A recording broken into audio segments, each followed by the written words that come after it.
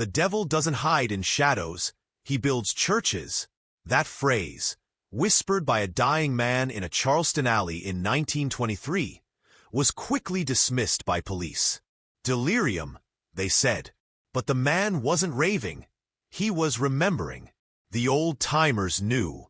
In South Carolina's forgotten marshlands, where the cypress trees drip with moss like a hangman's noose, and the wind carries voices it shouldn't, something once ruled. A family, a name buried under 2 centuries of rot. The Whitworths.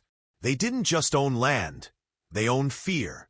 Between 1789 and 1832, over 200 souls vanished after passing through the so-called Angels' Rest Chapel. Not one returned, and the truth behind those disappearances was locked away. Until now. If you're still watching, it means you're ready to hear what others refuse to whisper. You're ready to descend. But understand this. Once you start down this path, there's no coming back. You will never look at your history books, your churches, your leaders, the same way again. You will begin to see them for what they are. Monuments built on buried bones. And what I'm about to tell you, it changes everything. It begins with Gabriel Whitworth, an aristocrat with ice in his veins and scripture in his mouth. He arrived in South Carolina not to farm rice, but to cultivate control, to create a doctrine soaked in blood and cloaked in salvation. His plantation wasn't just fields and slaves. It was a machine, one designed to harvest not cotton, but confession, obedience, souls. Gabriel saw the instability of post-revolution America as an opportunity. When empires fall, monsters rise. And he made damn sure he wouldn't rise alone. His family followed. His wife Constance, as cold and silent as a marble tomb. His sons, Ezekiel, Cain, Abel, each groomed to play a part in their father's theology of torment. And the daughters, oh, the daughters, Miriam, whose smile could calm a crying child, and then calmly deliver them to death. And young Lilith, born into the blood, who never cried the first time she watched a man die. But their masterpiece? The chapel, built with stolen hands and sanctified with silence. It was never a house of God. It was a slaughterhouse, hidden in plain sight. A trap baited with hope. Before this ends, you'll see how the Whitworths rewrote morality. How they created a cult, a system, a legacy, where murder became ministry. And most terrifying of all, how they were never stopped. You think evil dies with time? No. It adapts. It hides in boardrooms, in government, in the smiles of people you shake hands with. This is the story of the Whitworths. And it's also the story of us. Gabriel Whitworth didn't stumble into darkness. He engineered it. His arrival in South Carolina in 1789 was no coincidence. The revolution had left behind chaos. Loyalists fled. Economies collapsed. Slavery, though still intact, was trembling under the whispers of abolition. But Gabriel, he saw a vacuum of power, and he filled it with conviction. He named his estate Seraphim's Grace, but nothing about it was graceful. The name was a lie, one of many. Gabriel was no farmer. His land didn't feed the colonies. It fed something far older, far hungrier. And at the heart of his estate, he erected a chapel. Not as an act of devotion, but as a theater, a mask, a holy facade behind which the darkest rituals were enacted. The Order of Fallen Angels. That was the name of the brotherhood he founded. Publicly, it was a revivalist sect, promising salvation to the lost. Privately, it was an empire of fear. Gabriel understood something most men never grasp. That belief, real, desperate belief, is the most powerful weapon ever forged. He didn't need to chain his victims. He made them kneel willingly. Imagine it. A runaway slave hears rumors of a sanctuary hidden in the swamp. A chapel that offers shelter, food, and a path to freedom. They arrive, half dead from hunger and pursuit. And who greets them? Miriam, gentle, soft-spoken, holy. She feeds them, cleans their wounds, offers prayer. And while they sleep, the trap closes. Ezekiel, Gabriel's eldest, would watch them during services, analyzing their posture, the cadence of their speech, the sincerity in their eyes. He wasn't reading souls. He was scanning vulnerabilities. Cain and Abel, twins raised not to play but to punish, would gather the bodies once the interrogations were complete. Cain dismembered them. Abel filed the reports. Every victim was logged, not as a person, as a resource. Race, height, useful knowledge, pain threshold, time until expiration. And when they died, they weren't buried. They were sold. Bodies packaged and sent to Philadelphia, Richmond, Savannah, labeled as unclaimed free Negroes. Their organs intact, their skin unmarred. Medical colleges paid good money for such specimens. And no one asked questions. That's the genius of Gabriel Whitworth. He didn't need to hide the bodies. He made them profitable. He turned horror into commerce, sin into science. Now ask yourself, if a man could do this with religion, what could he do with government? With schools? With laws? What if the same systems are still in place, just wearing newer, shinier names? Tell me, do you feel your perception shifting? Good. By 1791, Seraphim's grace no longer resembled a plantation. It was a machine, cold, precise, and devout. Every building had purpose. Every face had a role. And every soul who entered without permission left either in a box or not at all. Gabriel had perfected the art of ritualized control. His sermons, delivered with thunderous elegance, weren't just religious. They were psychological warfare. Men would weep in the pews, not from redemption, but from submission. His words didn't inspire, they subdued. He spoke of divine justice, of fallen angels, of holy blood that must be spilled to maintain balance. And when the congregation applauded, not a single one realized he was describing his own crimes. It was Miriam, however, who refined the trap. Where Gabriel planted fear, she sowed comfort. She played the angel to his God. New arrivals, tired, ragged, bleeding, would collapse into her arms. She'd wash their feet, feed them bread, read them scripture, and then she'd lie, gently, persistently, with the kind of conviction only true believers possess. "You're safe now," she'd whisper. But what they were was cataloged. Each night, Miriam and Abel would meet in the reading room. He would transcribe every word the victims had shared. Names of plantations, weaknesses in patrols, family members still enslaved. It was intelligence, weaponized and sold to bounty hunters across the South. The Whitworths didn't just capture bodies, they decimated bloodlines. Cain, hulking, silent, merciless, handled the enforcement. He trained the family's private enforcers, all sworn members of the order. When prisoners refused to speak, Cain broke fingers. When that failed, Seraph stepped in. Ah yes, Seraph, Gabriel's youngest brother, a physician in name only. What he practiced was something darker, something that wore the mask of medicine, but was designed to destroy the mind without spilling a drop of blood. Electric currents, pupil dilation, ritual sleep deprivation. He believed pain could be mapped, that every man had a threshold of clarity, a moment when the mind, broken just right, would spill its deepest truths like an unsealed confession. And Lilith, only 16, but already dead behind the eyes. She watched everything. She absorbed it all.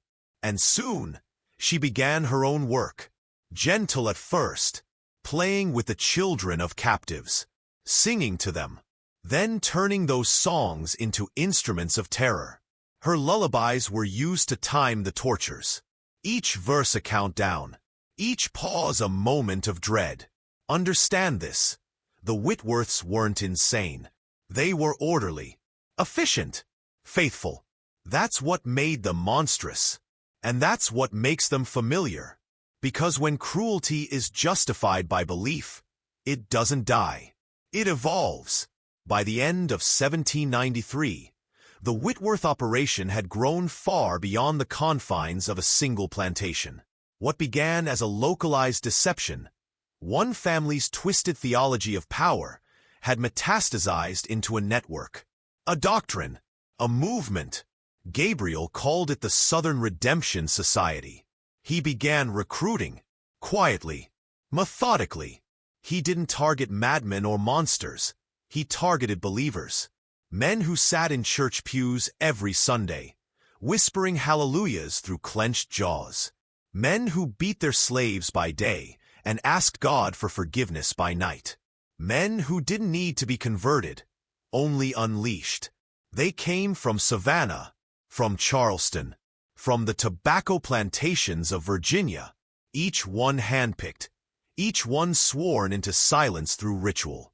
They weren't promised riches or fame. They were promised order. In a world where slavery was beginning to crack under northern pressure, Gabriel offered them permanence, sanctity, righteous violence. Meetings were held in private homes under the guise of religious revival. Gabriel led them with the fire of a prophet, quoting scripture with venom. For the Lord hath made all things for himself. Yea, even the wicked for the day of evil. And they believed him. Each member brought something valuable. A corrupt sheriff, a doctor willing to falsify death records, a merchant with access to shipping manifests. The society became self-sustaining, an ecosystem of darkness feeding upon itself. And as it grew, so did its sophistication. Seraph developed new methods of preserving bodies for transport. Methods learned from forbidden medical texts smuggled from Europe. The bodies were no longer just cadavers. They were specimens. Their organs intact, their stories erased. Sent north with perfect documentation. Dissected by men in white coats who never asked where they came from. Back at Seraphim's Grace, Cain and Abel expanded the facilities. New cells were built beneath the chapel, deeper and more secure. A hidden crematorium was added, disguised as a pottery kiln. Victims who had no market value were disposed of silently. Their ashes spread over the fields. Fertilizer, Gabriel called them, souls feeding the land. And through it all, the public saw none of it. The Whitworths were praised. Their chapel overflowed on Sundays. Their plantation was lauded as progressive. Even their slaves, better fed, better clothed, spoke cautiously well of them. It was all theater, a masterclass in manipulation. Because when evil wears the mask of decency, it becomes unstoppable. Now tell me, what masks are you looking at every day? Without realizing, look closer and listen carefully, because we're just getting started. There is a reason you've never heard of the Whitworths in your history books. And it's not because they were forgotten. It's because they were erased. In 1923, nearly a century after Seraphim's Grace was abandoned, a team of amateur historians, local men from Charleston, led by a retired judge, discovered sealed documents hidden beneath the foundation of the chapel. They expected old hymnals, maybe relics from a forgotten congregation.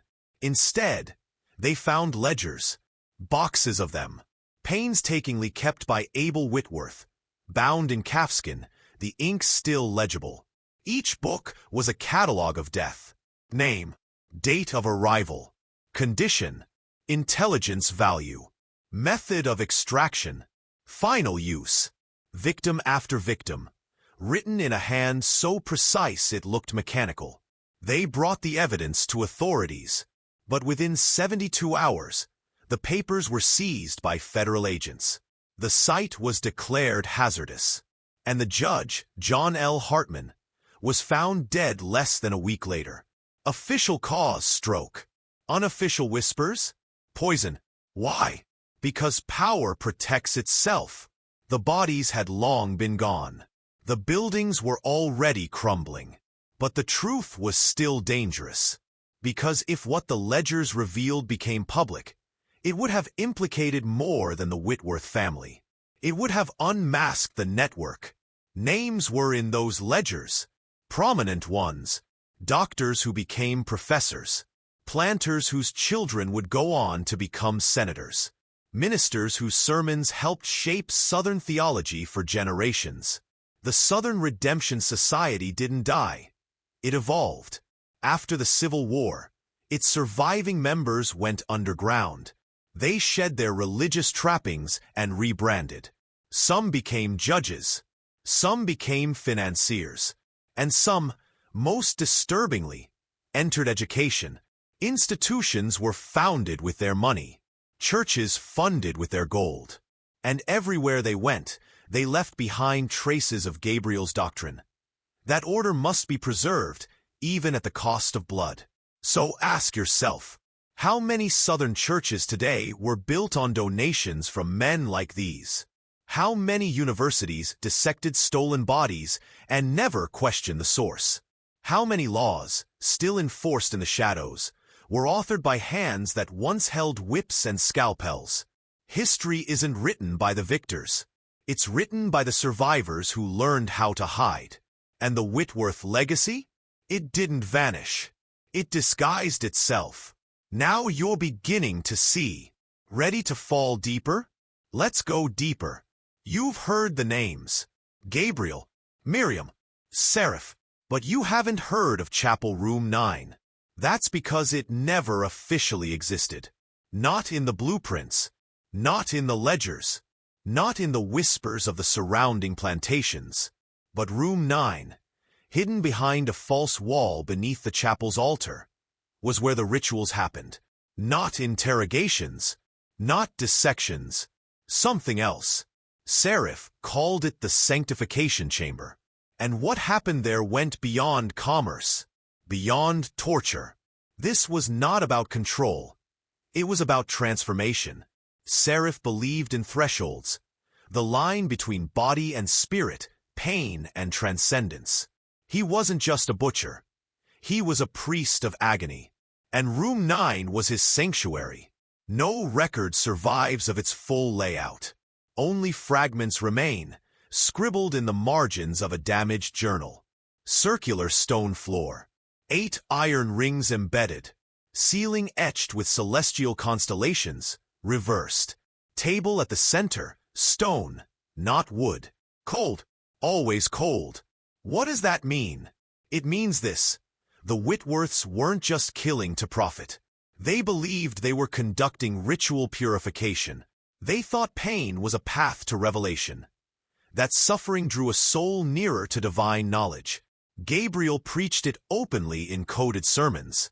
To be reborn, one must be undone. Only through the shattering of the vessel can the light be separated from the dross. Sound poetic?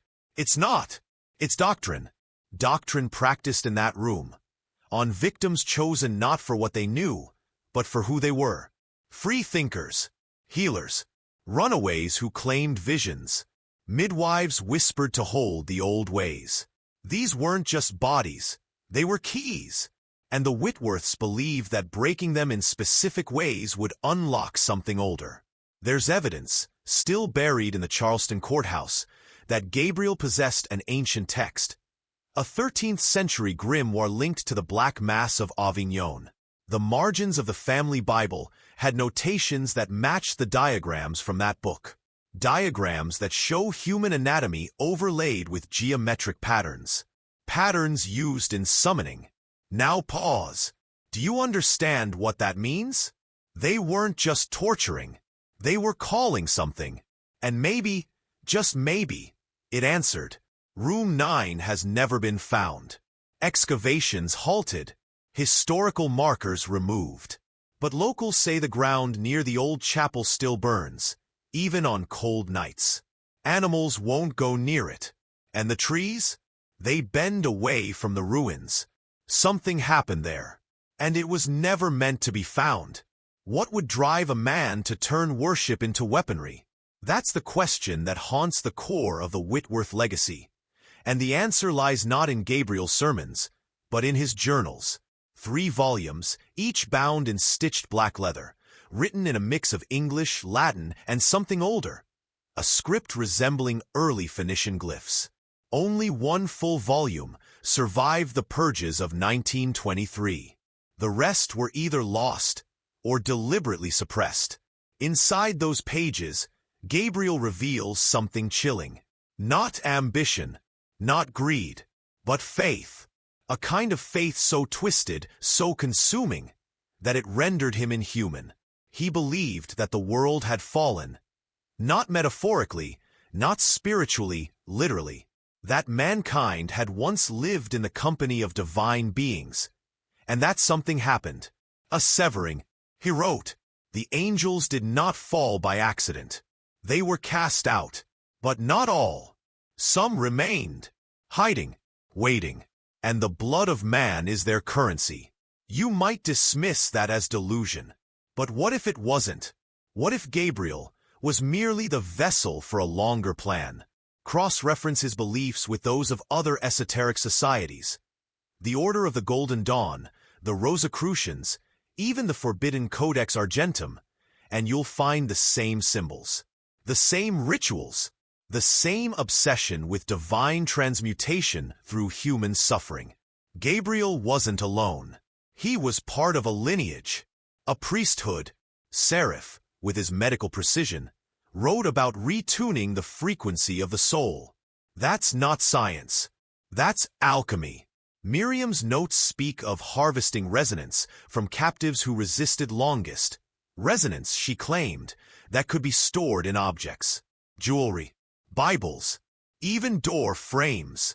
Artifacts imbued with pain, held in plain sight. And here's the most disturbing part. Some of those items have resurfaced. In auctions, estate sales, museums. One crucifix recovered from the chapel sold in 1987 in New Orleans. It was made of iron, etched with Latin invocations, and caused severe hallucinations in 3 owners. Another item, a child's locket, was recovered from a burned-out church in Alabama. It had no clasp. It didn't open, yet it was warm to the touch. These objects didn't just survive. They persisted. Ask yourself, why would a family of planters, people of wealth and privilege, construct an entire theology around torment unless they believed it would grant them access to something greater? This wasn't madness. It was calculation, and that makes it infinitely more dangerous. By now, you may be wondering, why haven't I heard this before? Why isn't this in the archives? In textbooks? In documentaries? Because what you're hearing right now is forbidden architecture. Not just of a family, but of a system, a machine built to rewrite perception. You see, the most effective lies aren't loud. They're woven in silence, buried not under cement, but under legitimacy. The Whitworths didn't just hide behind wealth. They weaponized respectability. Consider this. By 1801, Gabriel Whitworth was corresponding with 2 Supreme Court justices. His name appeared on fundraising rosters for Yale. One of his sons, Ezekiel, briefly attended classes at Harvard under an alias. They weren't outcasts. They were embedded. That's the horror. Not monsters in shadows, but monsters in suits. Monsters in pulpits. Monsters who sit beside you at church and shake your hand. And the institutions? They complied. They benefited. Medical schools received their cadavers. Sheriffs received their bounties. Pastors received their donations. And over time, the lines between evil and order blurred so deeply that they became indistinguishable. That's the heart of psychological control. Make horror seem like virtue. Make obedience feel like truth. The Whitworth doctrine became a template. Think about it. An elite family. A sacred cause. Ritual pain as purification. A network of believers cloaked in civility. Sound familiar? Look around. Modern systems of control still follow that blueprint. How many institutions have rewritten history to preserve their purity? How many corporations bury suffering under charitable fronts? How many educational groups use doctrine not to free the mind, but to enslave it? The Whitworths were just one node in a longer pattern. They didn't invent darkness. They refined it, branded it, sold it as salvation, and you've felt the echoes of their work. Every time you've been told to keep your head down, to not ask questions, to accept suffering as God's will. That's their legacy, whispered into culture, dressed in holy garments. Now, listen closely. If you're still with me, it means you're ready to see past the veil. So pause and comment these words twice right now. The angels never left. The angels never left. It tells the algorithm you're awake, and it tells me you're ready to go further. You've scratched the surface. Now let's dig through bone. There's something you need to understand. Deep in your bones, evil doesn't arrive with a devil's face. It comes wearing yours. Gabriel Whitworth didn't look like a madman. By all accounts, he was regal, composed, even magnetic. When he spoke, people listened. And when he smiled, they believed. That's the most dangerous kind of predator. The one who makes you want to follow. The one who wraps the noose around your neck with a velvet glove and calls it grace. But what made the Whitworths truly powerful wasn't Gabriel's charisma. It was how they raised their children. They didn't teach them morality. They taught them dominance. From the age of 5, each child was immersed in the doctrine of sacred order, a private theological framework built on 3 pillars. Hierarchy, blood, silence. Hierarchy meant divine right, that the strong must rule and the weak must serve, because that's how the angels fell. Gabriel preached that Lucifer's only sin was defiance of order, not evil. That submission was the true virtue, especially when it hurt. Blood meant inheritance, the belief that their family, their bloodline, was touched by something ancient, chosen, set apart. It meant they could not sin, only act, because divine blood could not be corrupted, only fulfilled. And silence? Silence was sacred. Every secret kept was an offering. Every scream unheard was a hymn. Silence proved devotion. It protected the work. By age 10, Ezekiel and Miriam had participated in mock trials of captured animals. By 12, they were asked to watch and record actual interrogations. By 14, they were giving orders. No hesitation, no doubt, just clarity. You're beginning to feel it now, aren't you? That this wasn't just a family, it was a forge, a crucible designed to produce generational predators. Not chaotic, not careless, but precision-engineered servants of pain. And here's the question no one ever dares to ask. Where are their descendants now? The name Whitworth has largely disappeared. But bloodlines don't die. They adapt. Some changed their names. Some moved north after the war. Others married into new families. Wealthy ones. Political ones. Every few decades, a strange name pops up on a property deed, a donation roster, a board of trustees. And if you trace it back, you find a shadow that always leads to South Carolina. The family is gone, but the design remains. Are you ready to confront the next truth? Power doesn't fade, it hides. And the deeper you look, the more you begin to realize. The Whitworths weren't an anomaly. They were a prototype. Let me ask you something. Why does history repeat itself? Why do the same systems of oppression, manipulation, and human sacrifice re-emerge, generation after generation, dressed in new language, new symbols, new morality? Because those systems are designed to endure. Because behind every movement of reform, there are engineers of control, and many of them carried the Whitworth blood.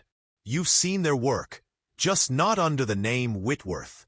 In the early 1900s, A philanthropic society known as the League for Ethical Purity funded eugenics programs in 11 states. It promoted sterilization of the mentally unfit, disproportionately targeting the poor, the black, the immigrant. Guess who sat on the board under a new surname? James Gabriel Wren, great-grandson of Ezekiel Whitworth. In 1952, an orphanage in upstate New York was accused of performing psychological experiments on children under the guise of behavioral rehabilitation. The institution's primary donor, a woman named Lilith Harper. Records show she was born Lilith Whitworth in Savannah, Georgia. Coincidence? Or continuity? You see, darkness evolves. It doesn't always need a chapel. Sometimes it just needs a program, a foundation, a policy. And the same philosophy persists. Sacrifice the few to purify the many. Use pain to control. Hide horror behind benevolence. But it's not just external. The deeper horror is this. The Whitworth system didn't only imprison bodies. It infected minds. Every time you believe suffering is noble, every time you equate silence with strength, every time you accept obedience as virtue, that's their echo. Still inside you. Still inside us. You were conditioned to accept their doctrine. Maybe not by name, but by principle. School taught you hierarchy. Work taught you silence. Religion taught you shame. Pain became your currency for acceptance. So what now? What do you do with the truth that some of your beliefs, your instincts, were planted by monsters in clean clothes? Can you tear them out? Or will you serve the same system? Under a different name? We're not done. You haven't seen the final chambers yet. You haven't heard what happened when the Whitworths tried to open the door. By 1803, the Whitworth family believed they had perfected their system. The intelligence network was vast, the financial flow steady, the rituals precise. But it wasn't enough for Gabriel, because evil, when left unchecked, doesn't just sustain, it ascends. It reaches for something beyond human.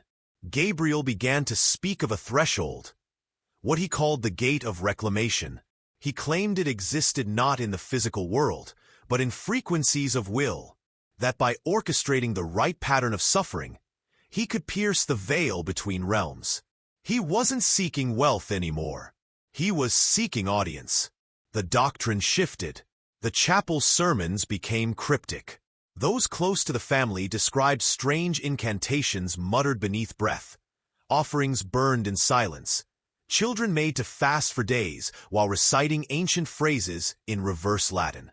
Gabriel believed he could summon one of the fallen, not metaphorically, not in dream. Physically, he began working with Seraph and able to calculate something they called the cycle of 13 sorrows. 13 carefully planned deaths over 13 nights under a blood moon. Each victim chosen for their emotional resonance. Each killing performed not for extraction of information, but for ritual vibration. And when the final night came, they gathered. April 23, 1803. The moon stained red above the chapel. The basement cells empty.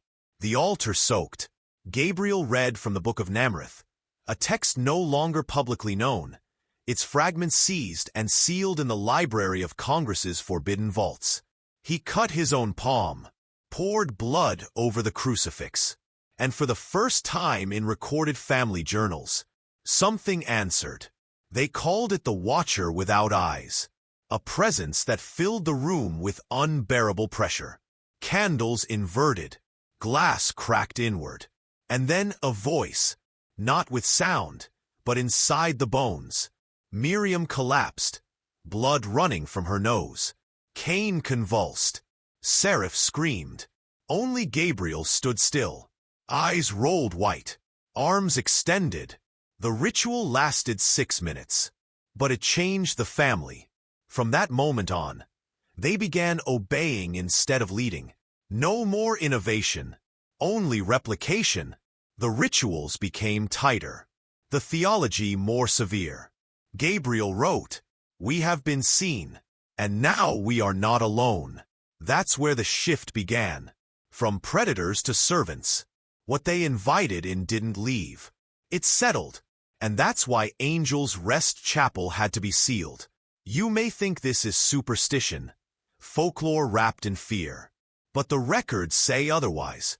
In 1923, a team of surveyors was sent to assess flood damage in the swamplands near what remained of the Whitworth estate. Their report, filed with the South Carolina Historical Preservation Office, was never publicly released. But a single carbon copy was leaked in 1961. What it contained was terrifyingly precise. The team described a sinkhole collapse near the ruins of Angel's Rest Chapel. It exposed what they assumed was an old cellar. But upon entry, they found an extensive underground complex.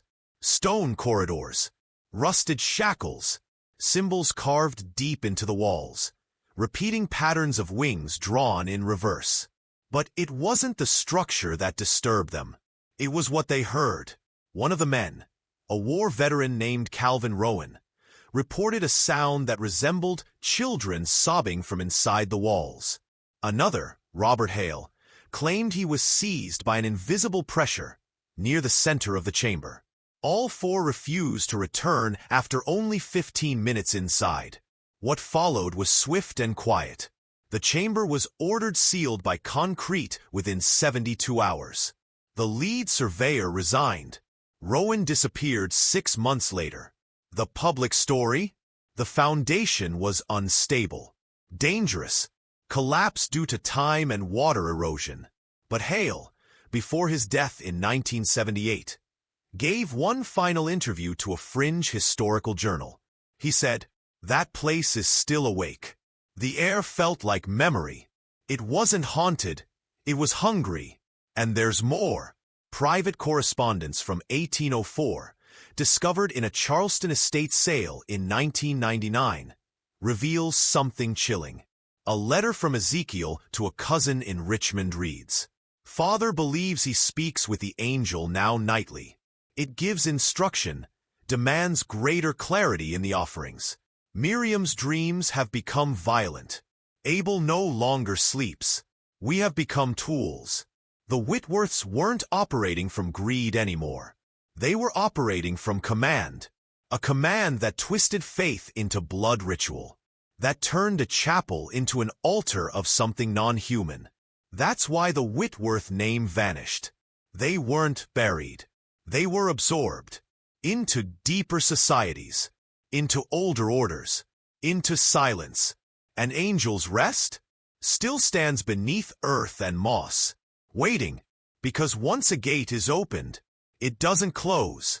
You're starting to feel it now. The pull, that tightness in your chest isn't fear. It's recognition, because somewhere, deep inside, you've always known something was wrong with the story you were told. History isn't written by the victors. It's written by the survivors. And the Whitworths didn't just survive, they restructured. After the failed summoning in 1803, the family didn't collapse. They dispersed, systematically, intentionally, like an infection entering the bloodstream. Ezekiel relocated to Baltimore under the name E. Grantham. Within 5 years, he held an advisory role in the formation of the Maryland penitentiary system. His correctional philosophy emphasized sensory deprivation, strict silence, and ritual repentance. Sound familiar? Abel moved north, Boston. He became a respected academic advisor to Harvard's new school of mental philosophy.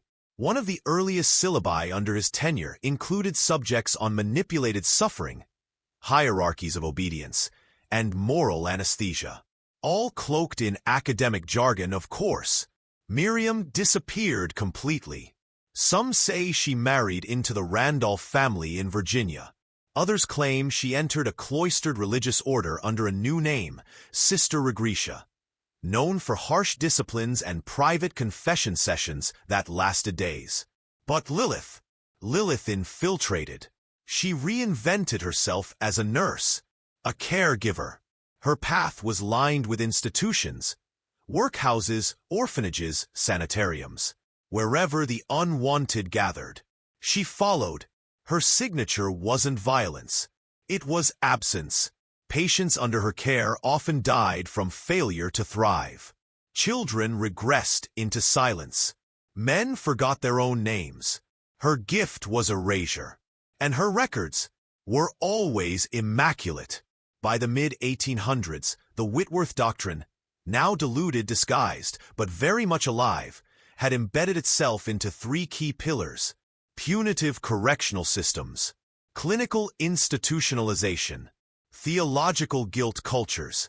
All three taught the same lesson: that suffering is your fault, that questioning authority is sin, that submission brings salvation. Hierarchy, blood, silence. The family didn't die. They migrated. They put on new robes, sat in new chairs, wrote new books, and their beliefs? They became your culture. Now let me ask you something dangerous. Have you ever felt joyless obedience in your soul and called it holiness? That was them. And this is where the descent accelerates.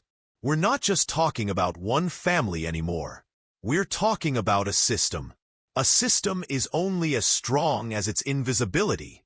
And the Whitworth legacy? It became unseeable because it embedded itself into the moral fabric of society. This wasn't about knives and shackles anymore. It became about institutions, rituals disguised as bureaucracy, sacrifices disguised as progress, and chains disguised as beliefs. Let's start with the prisons. You ever wonder why solitary confinement, a practice proven to induce psychosis, is still used in the so-called most civilized nation on earth? Because Ezekiel's principles live on. The silence, the deprivation, the breaking of will through isolation. It's ritual trauma, rebranded as correction. What about the asylums? Did you know that in the 19th century, hundreds of institutions across America performed cold water treatments, sensory void therapy, and forced fasting, all justified in the name of restoring balance? These weren't just medical theories. They were refinements of Seraph's protocols. The goal? Not healing, not justice, but compliance. Now lean in, because here's the piece most never see. It didn't stop at punishment. It evolved into indoctrination. Schools began modeling their structures after military camps: bells, lines, uniforms, pledges. Churches stopped speaking about freedom and started preaching fear. Original sin, eternal damnation, guilt for being alive. Every sermon that taught you to obey without question. Every test that rewarded memorization over truth. Every job that drained your soul and told you to smile. That's Whitworth. Still teaching, still preaching, still breaking the spine of the human spirit. One obedient child at a time. Because when you destroy the inner voice, you can program the mind. You don't need whips when you've convinced the prisoner he deserves the cage. You don't need a chapel when shame has replaced spirit. You don't need the Whitworths when their system now runs itself. This is psychological architecture, and you live inside it. Now tell me, when was the last time you made a choice that wasn't based on fear? If you can't remember, it means their design is still working. But now you see it. And once seen, it cannot be unseen. By now, the edges of your world should feel less stable. Not because the story is unbelievable, but because it feels too close. Because in your gut, you know this isn't just history. It's inheritance. Let's go deeper. You've heard of the term gaslight, right? Used casually now. Relationships manipulation. But do you know its origin? The term came from a 1938 play, where a man manipulates his wife into questioning her own sanity by dimming the gaslights in their home and insisting she's imagining it.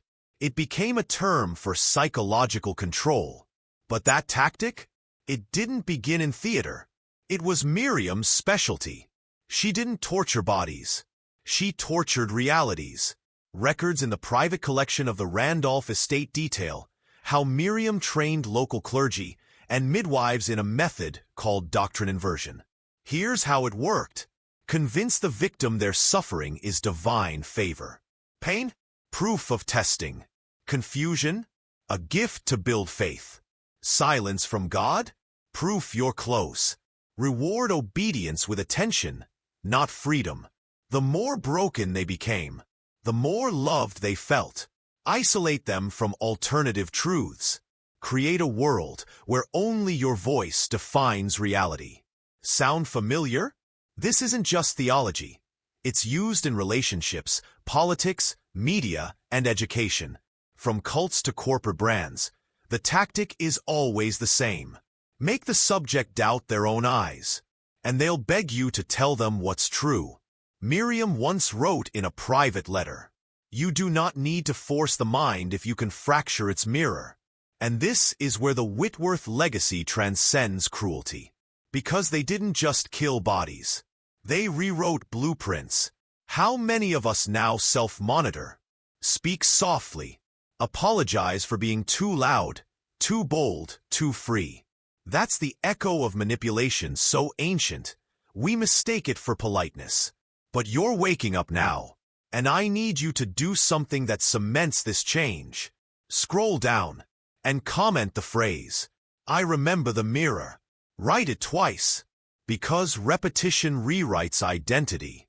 Because symbolic action locks in transformation. Let them try to hide. Let them watch the algorithm tremble as we pull back the curtain. One mind at a time. You're not the audience anymore. You're the awakening. Now that your eyes have adjusted to the dark, you begin to see the architecture. The Whitworths were never just a family. They were a prototype, a concentrated blueprint of control, hierarchy, ritual, and facade. But here's the truth they buried deepest. They didn't create this design. They inherited it. You think the Order of Fallen Angels was original? No, it was a reconstruction, built atop something older, deeper, and more insidious. Beneath Angels' Rest Chapel, carved into the foundation stone, was a single inscription, not in Latin, not Greek, but Avestan, the language of the ancient Magi, pre-Zoroastrian mystics who believed that truth was a fire to be hidden, not shared. Their sacred text spoke of guardians of the lie, who inverted reality as a form of worship. Gabriel didn't invent blood theology. He rediscovered it, and he wrapped it in Christian garments. The rituals, the baptisms in suffering, the redemptive torture, the submission sermons, were not acts of madness. They were acts of continuity. And this is the part they fear you learning most. The most powerful control systems in history did not arise accidentally.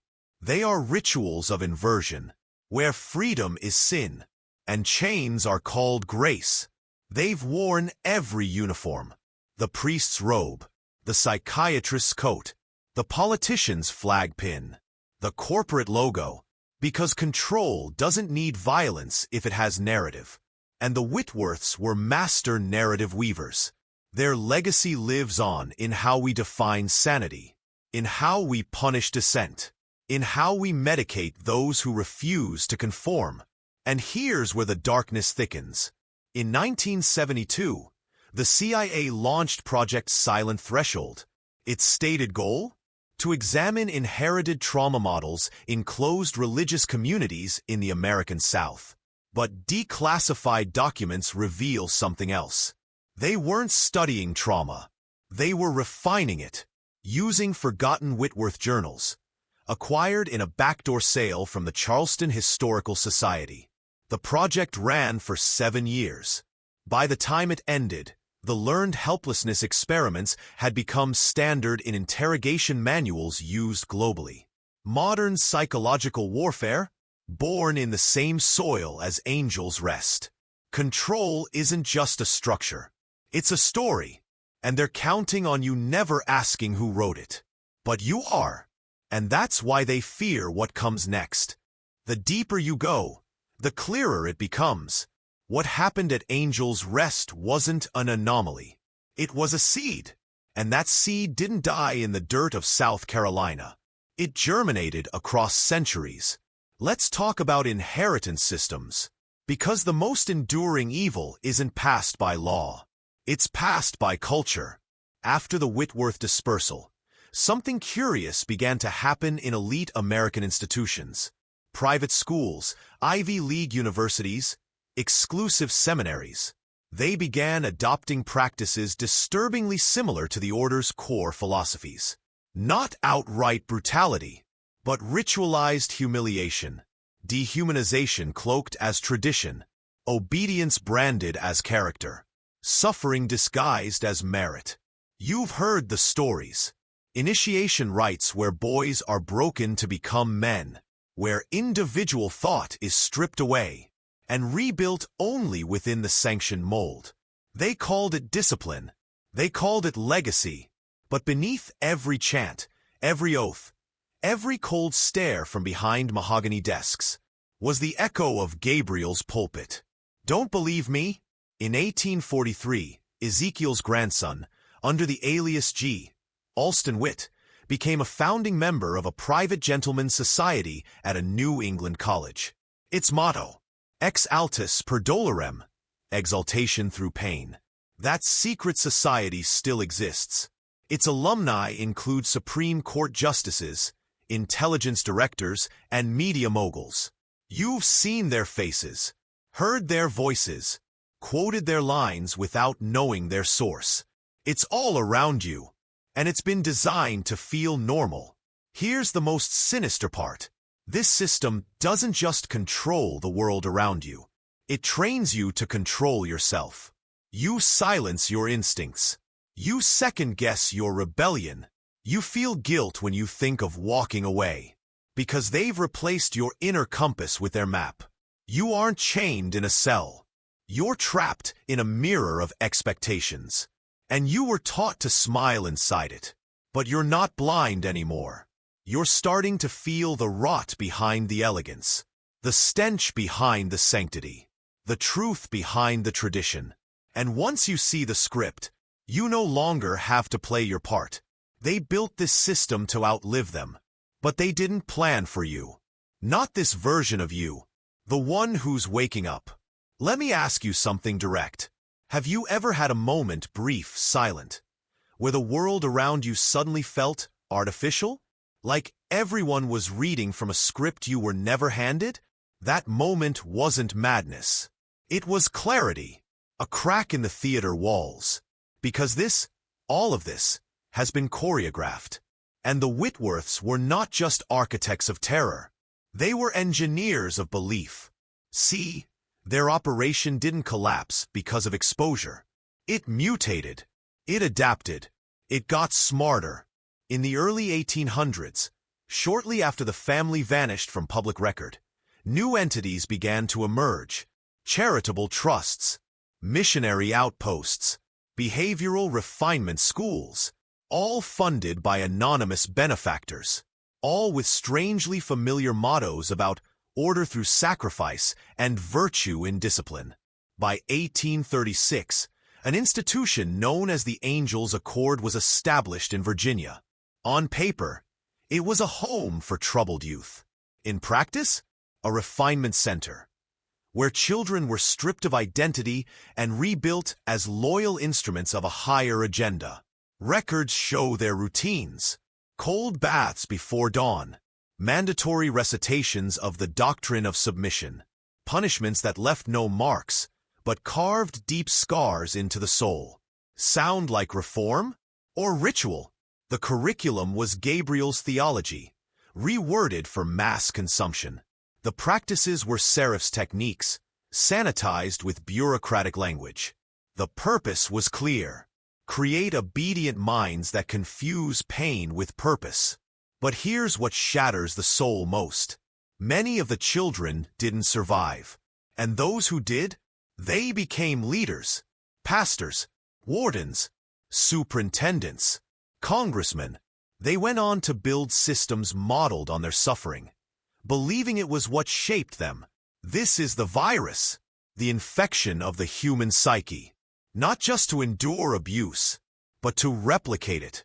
You've seen it in families, in churches, in schools, in governments. Someone suffers under tyranny, then grows up to become it. Not out of malice, but out of programming. The Whitworths didn't just prey on the body. They colonized the soul. And their legacy continues every time we mistake obedience for goodness, or silence for peace. But that ends when you stop playing the part. Because history only repeats when men forget they are not required to obey. There's a reason this story was buried.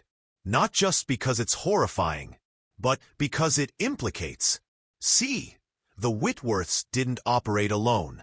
They had patrons, sympathizers, beneficiaries, and those names, they didn't die in dusty ledgers.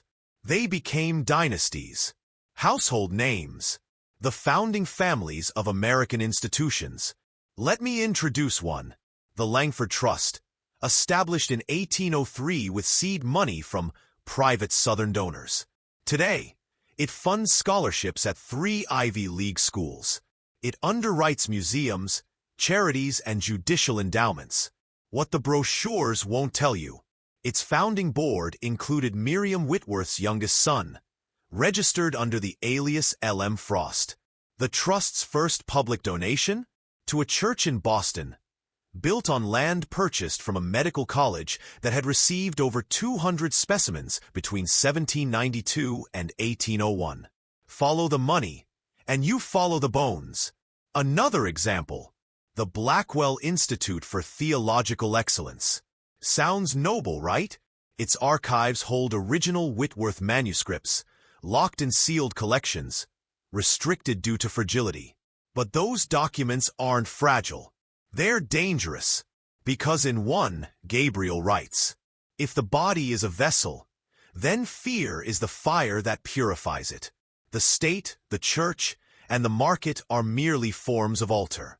That line was quoted, word for word, in a private briefing given to military psychologists during MKUltra's earliest experiments in the 1950s. Coincidence? No.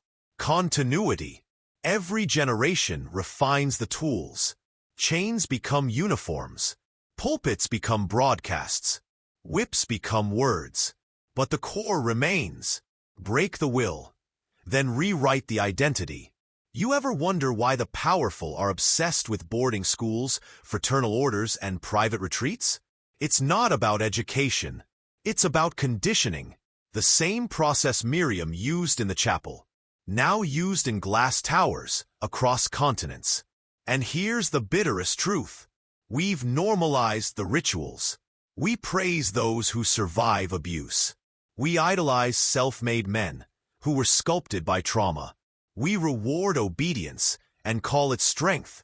But what if real strength is refusing the script? What if everything you were taught to admire, discipline without empathy, order without truth, tradition without question, was just Whitworth theology in modern dress?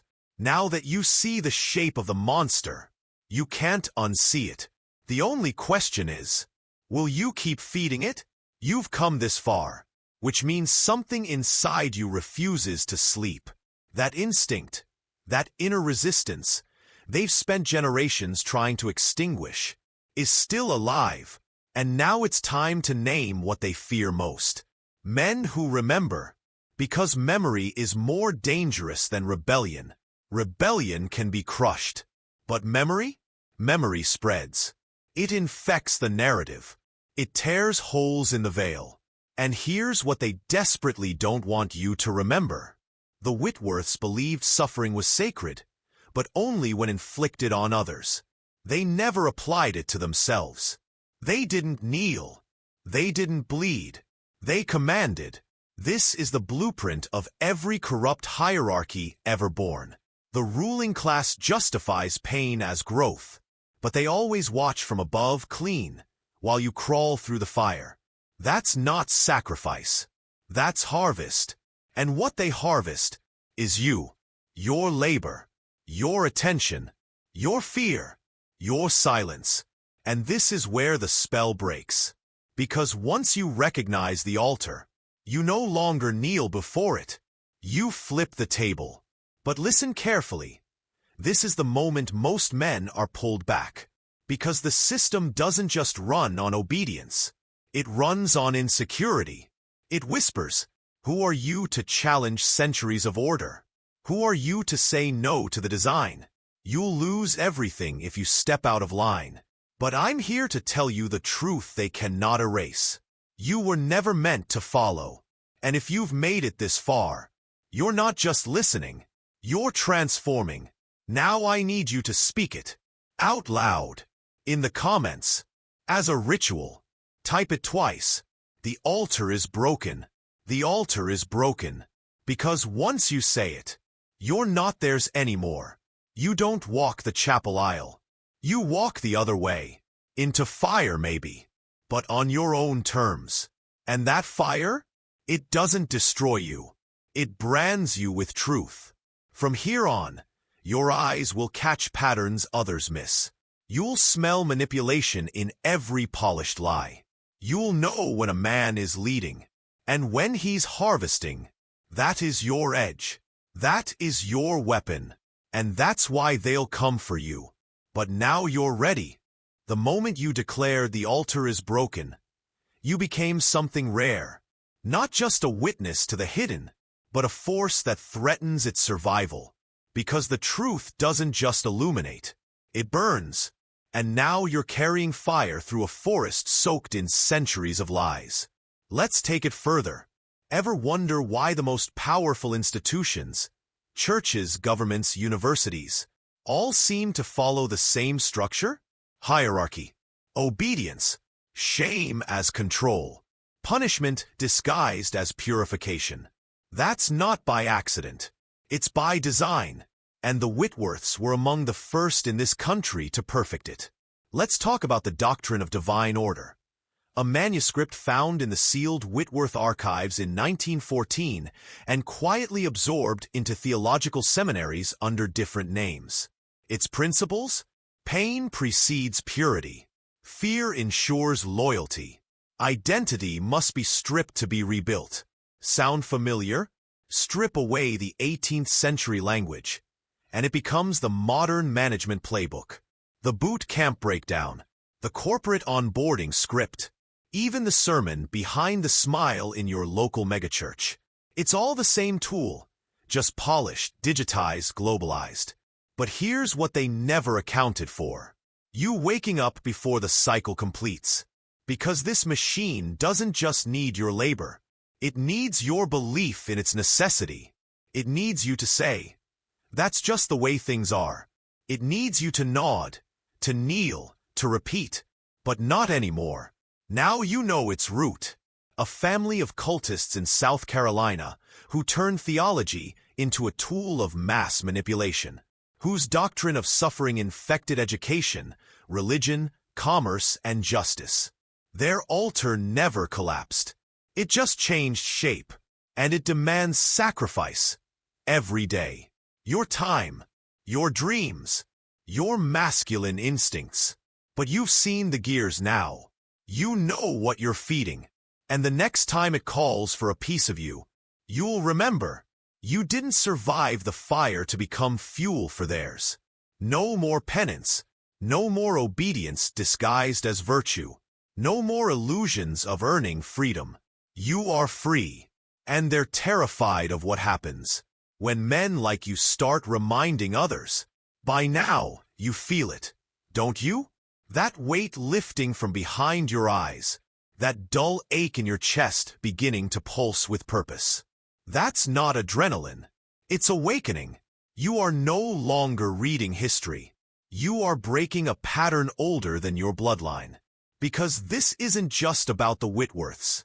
It's about the entire ancestral machine that taught men to bow in exchange for protection, to suffer in silence and call it strength, to obey not because of righteousness, but because of ritual. Let me show you how deep it runs. In 1804, the Southern Redemption Society, formed by the Whitworths, began funding youth correction homes in the northern states.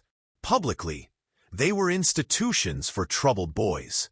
Privately, they were training grounds. They took in orphans, runaways, defiant children, and remade them.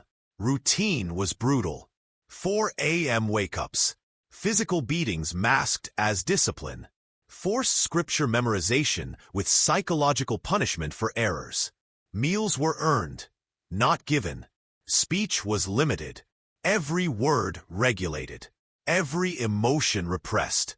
By 1812, 3 of those institutions had fed hundreds of graduates directly into military command, religious leadership, and political clerking roles.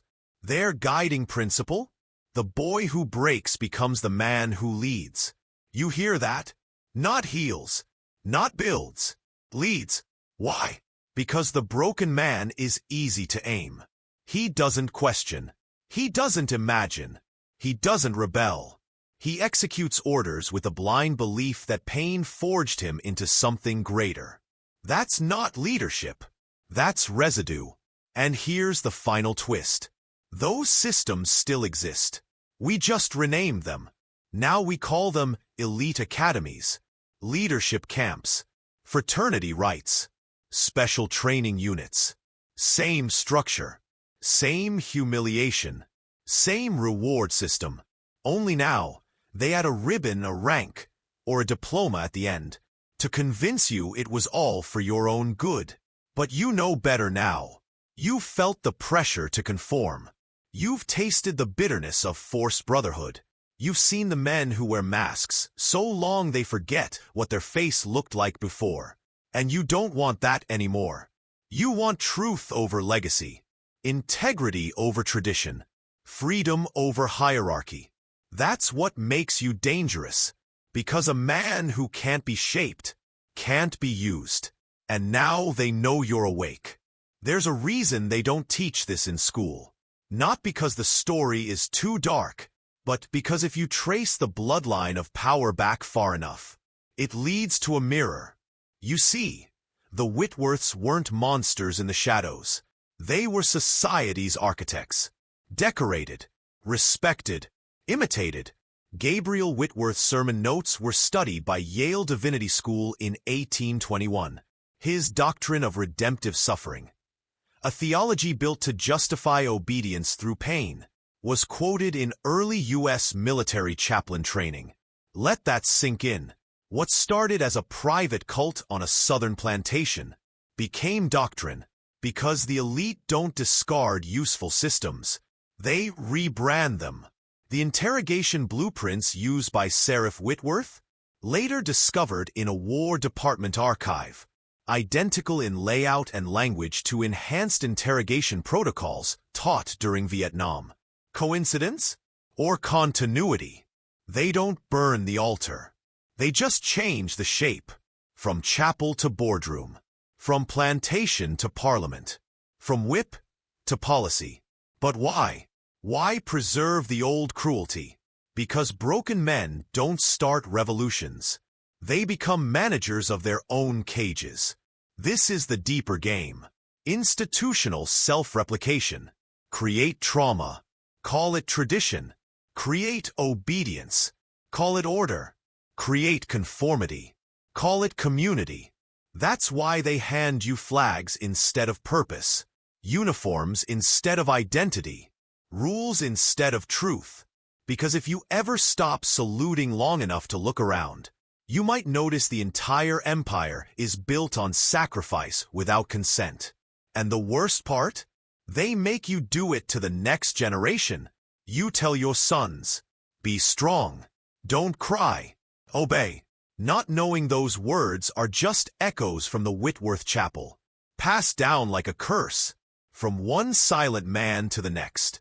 But now you hold the knife that cuts that chain. Because this story doesn't end in the past. It ends with you, with what you choose to build.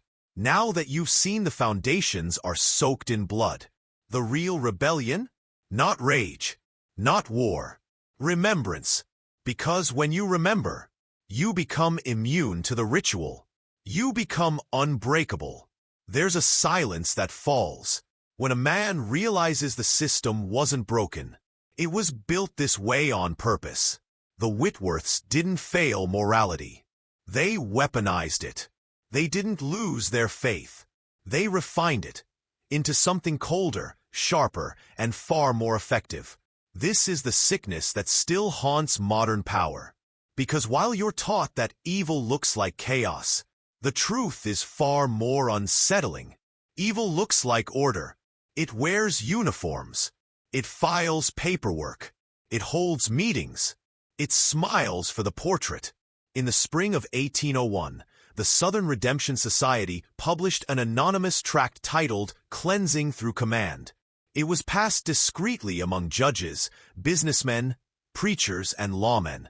It claimed that obedience enforced by fear becomes divine order. Sound familiar? It's the script every petty tyrant follows. The HOA president drunk on power.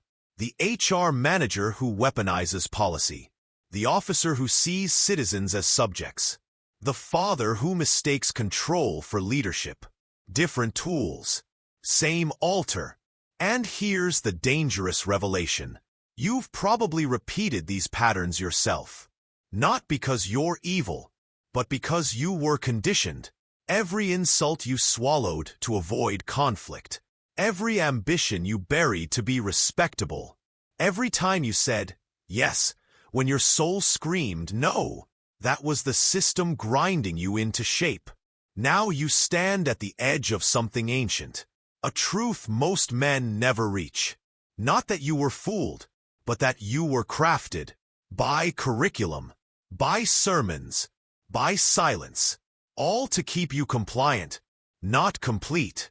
But now, the spell is cracking. Because you no longer see fear as morality. You no longer see silence as maturity. You no longer believe that suffering earns salvation. You understand now. The Whitworths weren't a historical anomaly. They were the blueprint. And every system that feeds off your confusion is just another modern chapel built on their legacy. But there's one thing they never predicted. That a man, fully aware of the machinery, could walk out of it and still stand tall. That's you now. Not a servant. Not a student. Not a sacrifice. A sovereign. And sovereignty begins with the one word their system fears most. No. You're not just listening anymore. You're remembering. Not from a book, but from the bone-deep instinct that something has always been wrong. That feeling you buried? That pressure in your chest when someone gave you rules that made no sense. When the world told you be a good man, but punished every true masculine instinct you had? That was the altar whispering. Because systems like the one the Whitworths built never vanish. They evolve.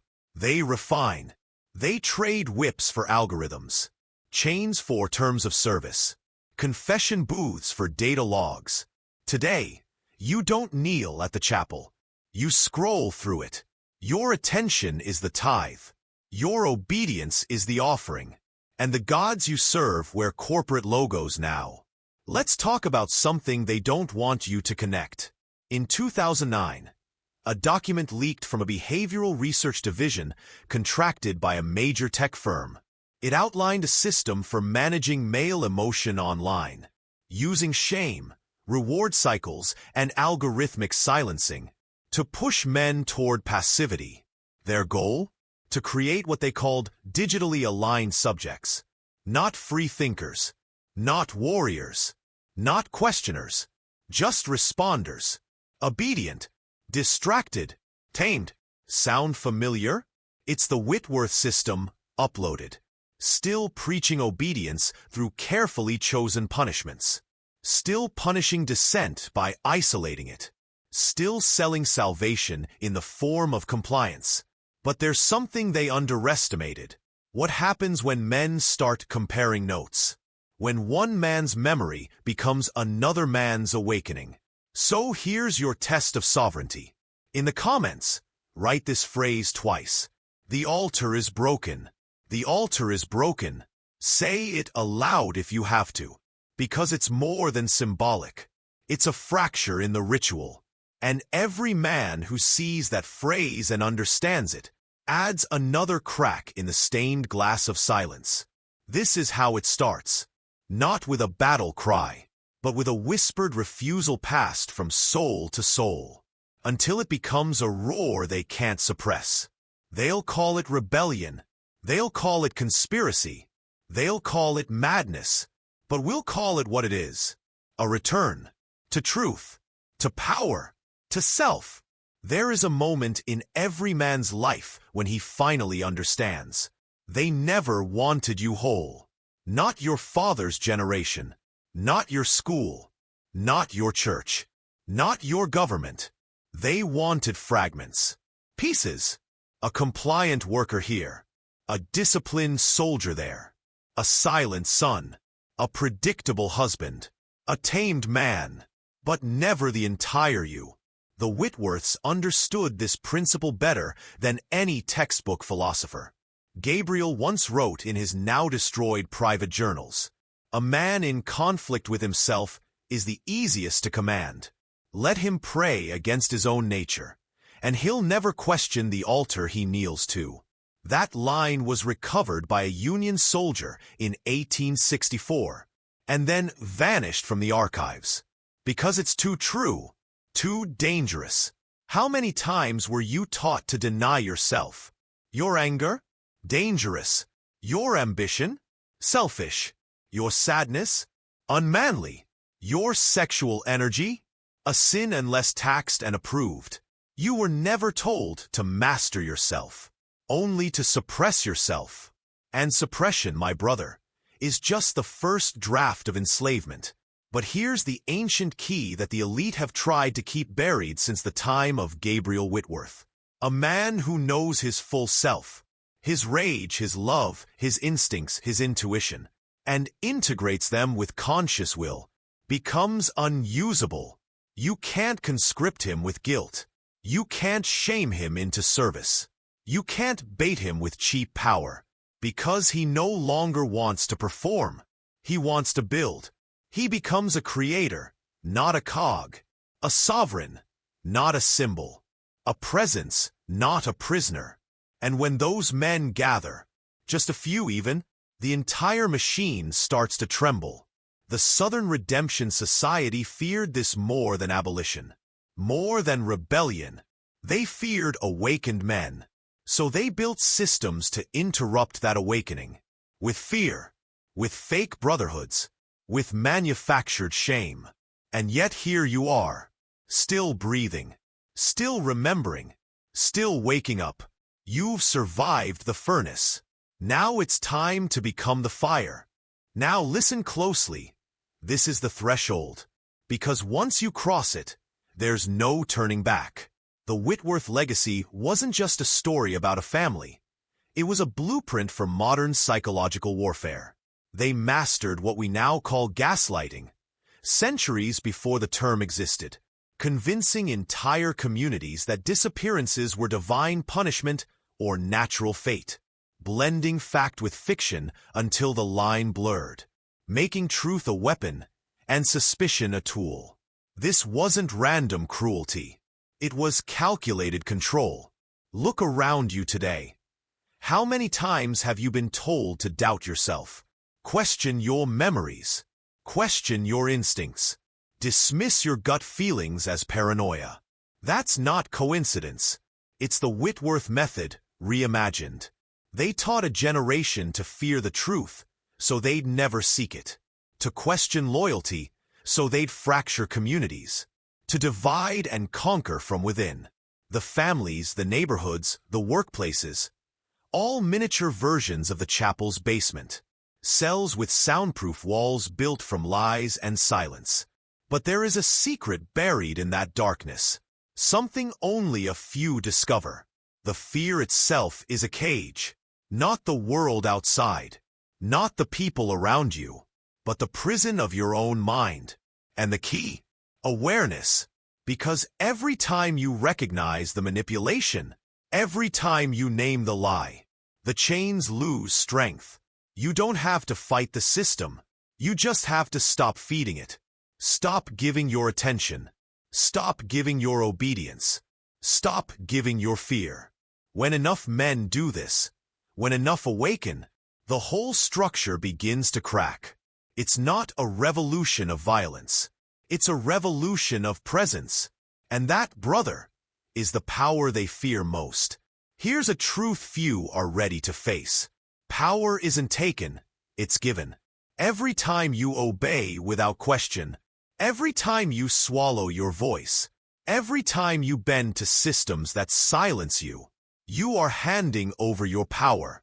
The Whitworths knew this better than anyone. Their entire enterprise was built on extracting power from the vulnerable and redistributing it to the elite.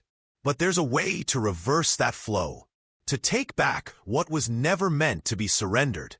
It begins with a simple act, claiming your story, not the one written for you, not the one approved by those in power.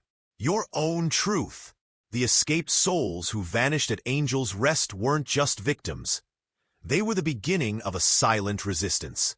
Their disappearances sparked whispers, whispers that grew into stories. Stories that now echo in the hidden corners of history. You are part of that lineage, the men who refuse to be invisible, who refuse to be silent, who refuse to be broken. It's no accident you found this story. No coincidence you're sitting here right now, hearing this truth. You've been called to remember, to awaken, to take back your place in the world. But beware. The path is narrow and treacherous. Those who control the system will fight harder than ever to keep you compliant. They'll cloak their control in kindness, in logic, in necessity. They'll try to make you doubt your own awakening. That's why you must stand firm, not just for yourself, but for every man who comes after you. Because true freedom isn't given, it's earned. And it's earned in the darkest places, where no one is watching, where the altar is broken, and a new fire begins to burn. Imagine the Whitworth plantation not just as a place, but as a symbol, a microcosm of every hidden power structure built on deceit, fear, and control.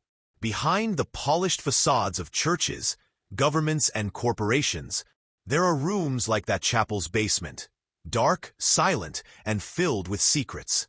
Every man has his own basement, the fears, doubts, and lies he locks away. But what if you open that door? What if you face those shadows head-on? The Whitworths use their twisted theology to justify unspeakable horrors. They claim divine sanction for their deeds, wrapping cruelty in sacred texts. Sound familiar? Look to today's rhetoric. The way ideology is wielded like a sword, cutting through truth and mercy alike. It's all part of the same pattern. Power justifies itself by creating enemies, both real and imagined. It manufactures threats to justify control. It silences dissent as dangerous or unpatriotic. And you've been caught in the middle, torn between what you feel and what you're told to believe. But here's the cold, hard truth. The system doesn't care about your pain. It only cares about your obedience. The only way out isn't through compliance or rebellion, but through awakening, through seeing the machinery for what it is, through reclaiming your own mind, your own spirit. Because the Whitworths weren't just criminals. They were masters of a system designed to survive. And that system is still alive. But you are not powerless. You are not destined to repeat history. You are here to break the cycle. And that begins with this moment. Now, let's pull back the veil even further. Because the Whitworths weren't the only ones playing this game. Across centuries and continents, hidden hands have woven the same dark tapestry. Families, societies, secret orders. All using fear and faith to bind the masses. What connects them is control through narrative. The stories they tell shape what you see, what you fear, what you desire. They craft myths of salvation and damnation, hope and despair, all to keep you locked in the story they wrote. The Whitworth's Order of Fallen Angels was just one chapter. Their twisted gospel was a seed planted deep in the soil of oppression, from which countless modern systems grew: political, religious, economic. But the story doesn't end there. When you realize that the chains forged by Gabriel and his kin still bind millions, when you see how the altar's shadow reaches into the present day, you start to understand the true stakes. It's not just history, it's your reality. And breaking free requires more than rebellion. It demands mastery.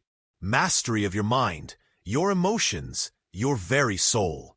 You've been conditioned to surrender your power in pieces, piece by piece. But now it's time to reclaim the whole. To stand tall unbroken, and walk forward with eyes wide open. Because this is no longer about them. It's about you. Here's where most men falter. They want freedom, but not the responsibility that comes with it. They crave truth, but only the parts that make them comfortable. They seek power, but fear the cost of wielding it.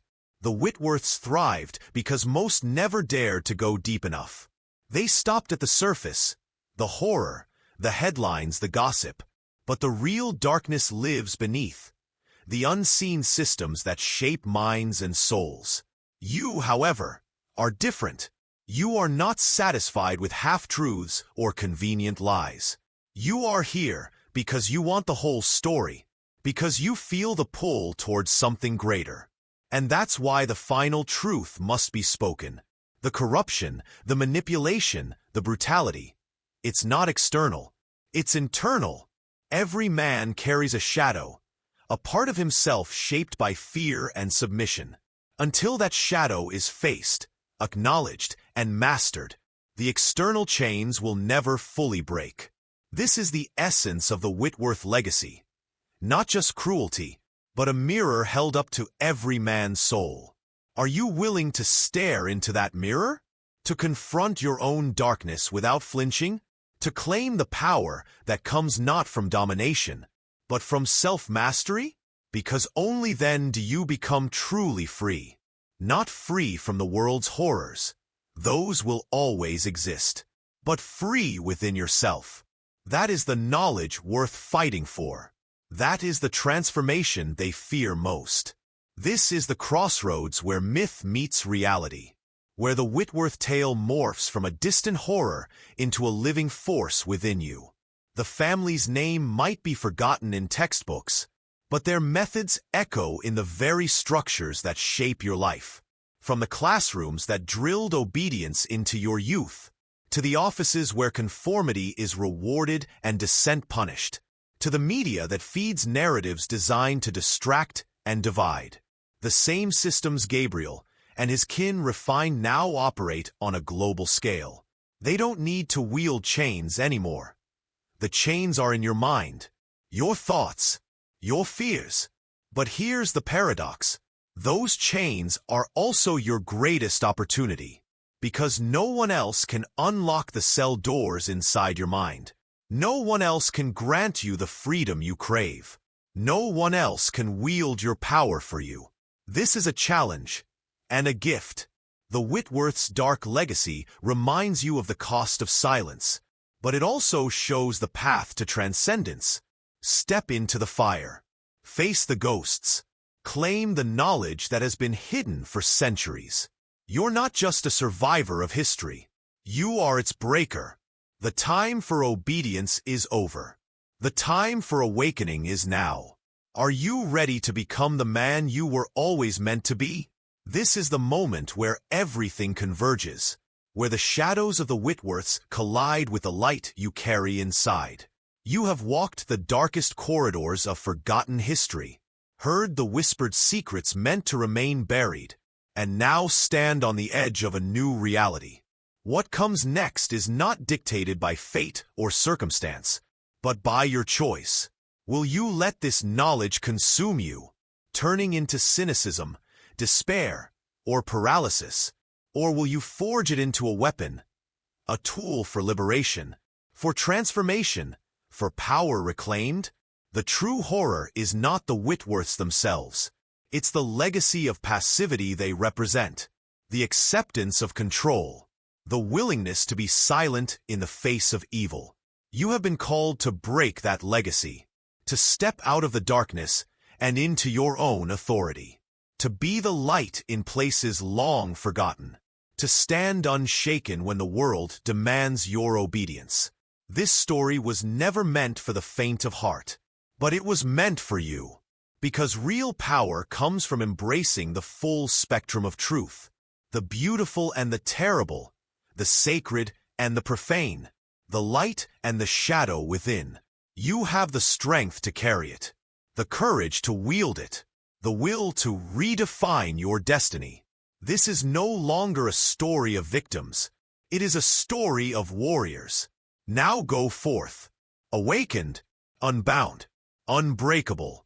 The darkness may be old, but so are you, and you have the power to rewrite what comes next.